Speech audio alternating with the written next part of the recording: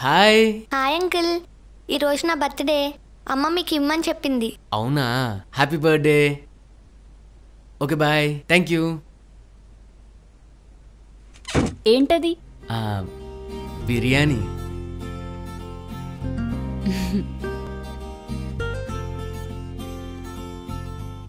ఆనంద్, ఈ month salary మిగులుతుంది కదా, ఇంట్లోకి ఏమైనా కొందామా?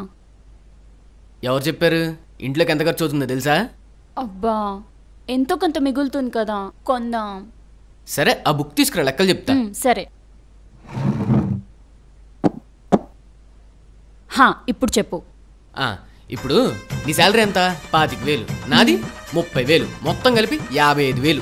హౌస్ ఈఎంఐ ఎంత కడుతున్నావు? 20,000 కడుతున్నావు. Bike EMI 5,000. Groceries 10,000. Bike petrol 3,000. Current bill 500. Water bill 500. Gas 1000.